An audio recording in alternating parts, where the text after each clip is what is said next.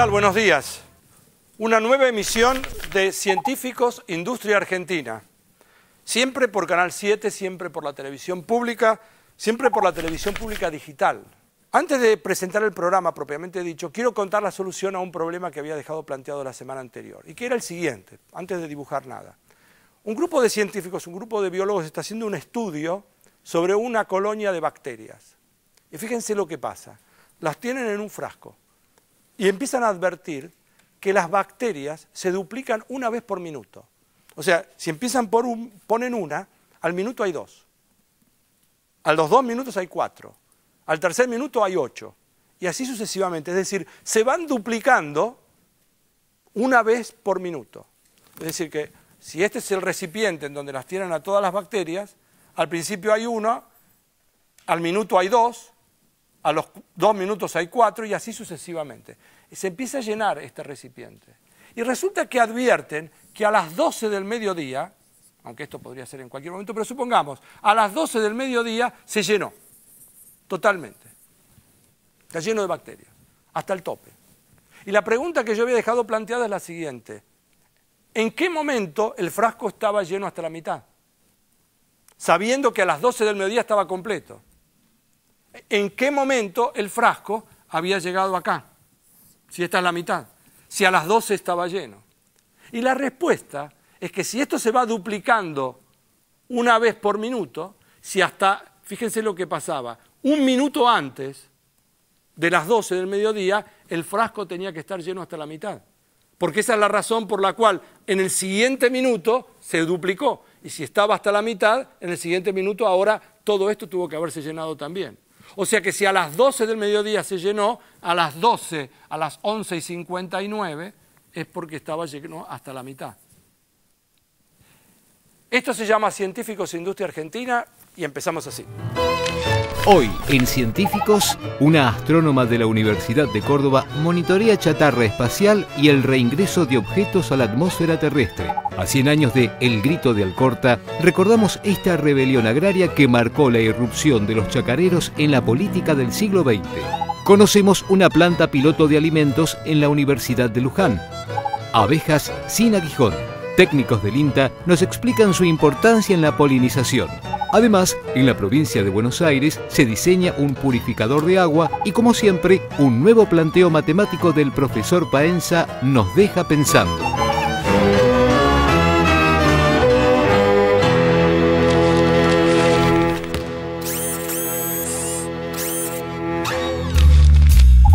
Valkyria Schultz es astrónoma y además doctora en Ingeniería Espacial. Trabaja en el Departamento de Ingeniería Aeronáutica de la Universidad Nacional de Córdoba. Es una de las pocas personas en nuestro país que se dedica al seguimiento de la chatarra espacial. Valkyria, ¿usted dónde nació? Yo nací en Salvador, de Bahía, en Brasil. ¿Y cuándo vino? Porque su apellido es un apellido alemán. Claro, pero mi familia es del sur de Brasil, es de la zona de Porto Alegre. Ahí hubo mucha inmigración alemana, ¿no? ¿Y cuándo se vino a la Argentina y por qué? Me vine en el año 2003 porque me casé con un cordobés. Y bueno, teníamos que decidir a dónde radicarnos. ¿Y se radicaron en Córdoba? Y nos radicamos en Córdoba. ¿Y? Y bueno, yo me adapté más rápido que él. ¿Él se tuvo que adaptar a Córdoba o no? Sí. ¿Pero él estaba en Brasil cuando usted lo conoció? Sí, nos conocimos en Brasil. Mire, le voy a contar, yo sé que usted es astrónoma, que es doctora en Ingeniería y Tecnologías Espaciales, ¿así se llama? Así se llama. Por este programa, nosotros llevamos 10 años haciendo este programa. Ha pasado, es un privilegio para mí. Yo he conversado con un montón de científicos, con un montón de gente que está realmente en la frontera del conocimiento y he charlado con muchísimos, he aprendido una barbaridad. Además, les puedo preguntar cuando no entiendo, digo no sé, o sea, y me ilustro y me pagan encima para preguntar. Pero nunca me pasó entrevistar a una persona como usted que se dedica a algo tan específico, que es el estudio de la chatarra espacial. Eso para mí es una cosa maravillosa. Hay una persona, ¿cuántas personas conoce usted fuera del ámbito donde usted trabaja que estén preocupados por saber cuántos objetos hay en la atmósfera o donde sea, circulando o en órbita alrededor de la Tierra y uno está estudiando a ver si van a caer o no van a caer? ¿Usted conoce mucha gente? No, la verdad conozco muy pocos. Bueno, ahora cuénteme. Pero no le podría decir que conozco a todos, ¿no? Porque, bueno, entonces cuénteme, ¿cómo se le ocurrió elegir eso? Bueno, en realidad yo como astrónoma, siempre me gustó la parte de órbitas, de trayectorias, y cuando fui a hacer la posgraduación, me dediqué a lo que es satélites artificiales, ¿no? Mecánica orbital se llama. Cuando vine a Argentina, estuve un tiempo en la CONAI, que es la Agencia Espacial Argentina. Nuestra NASA. Claro.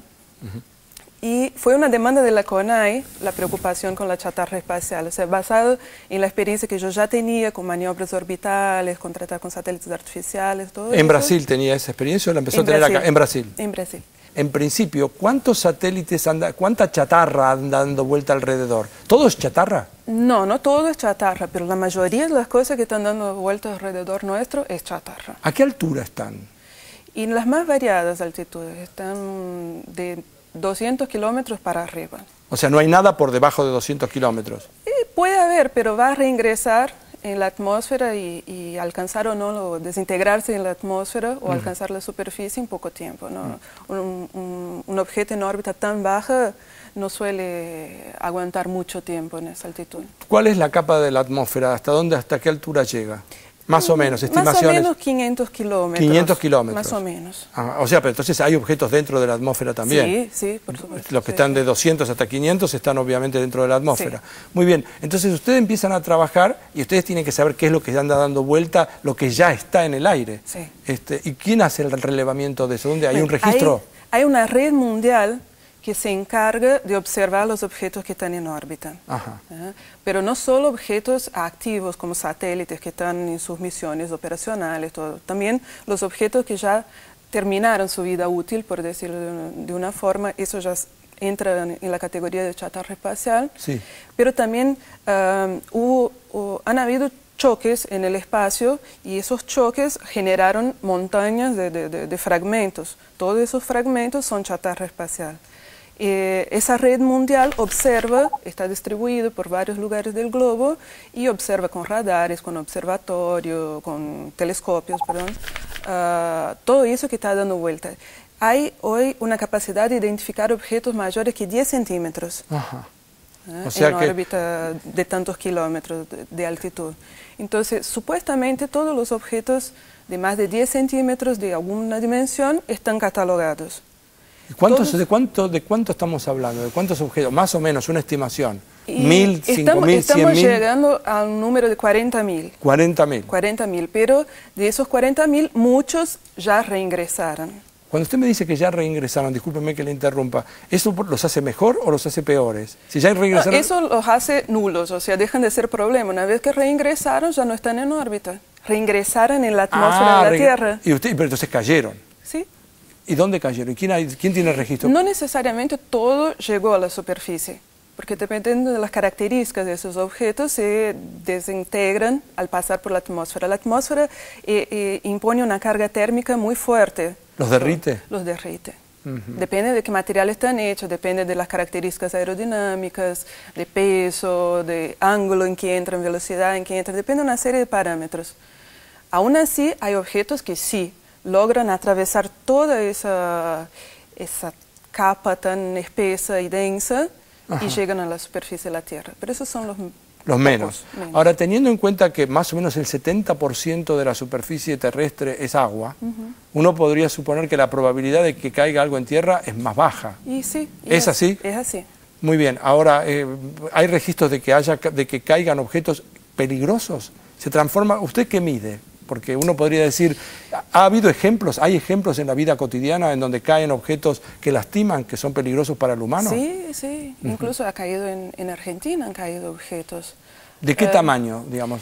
De 3 metros, de 1 tonelada, de 2 toneladas, de 4 toneladas. En el año pasado tuvimos 2 objetos grandes, satélites, que estaban fuera de servicio hace muchos años, que reingresaron y tenían tamaños de un colectivo.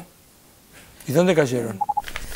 Me parece que cayeron en el Océano Índico y uno cayó en la costa del Pacífico. Del Pacífico, en la costa de Canadá. Sí, ahora recuerdo haber leído en algún momento. Sí, fue entre septiembre y octubre de 2011. ¿Y ustedes pudieron predecir que eso estaba por pasar o lo descubrieron cuando ya había sucedido? No, eso se puede predecir. Hay distintas cosas. Hay objetos que son controlables. Las agencias espaciales que son responsables de esos objetos planearon el fin de la vida hábil de esos objetos. Ajá. Entonces guardaron una cierta cantidad de combustible para hacer una maniobra final. Y ponerlo en órbita de reingreso, como se llama, y que ese reingreso sea a una zona no poblada, como el océano, como el Océano Pacífico. La mayoría de las cosas suelen ser controladas para caer en el Océano Pacífico. Pero no todos los objetos tienen esa reserva de combustible, no todos los objetos es posible hacer eso, y cuando hablamos de fragmentos de objetos, ahí mismo que no se puede hacer un control, no tienen jets, no tienen motores, no tienen una posibilidad de acá de tierra nosotros podamos controlar con alguna forma. El material con el que fabrican estos satélites o lo que fuere que se lanza al espacio, ¿no está previsto que cuando se llegue al final de la vida útil el material que utilicen permita que se derrita en el momento que caiga? Bueno, ese es un problema más bien reciente. La corrida espacial empezó en el año 57 y en esa época realmente no existía esa preocupación.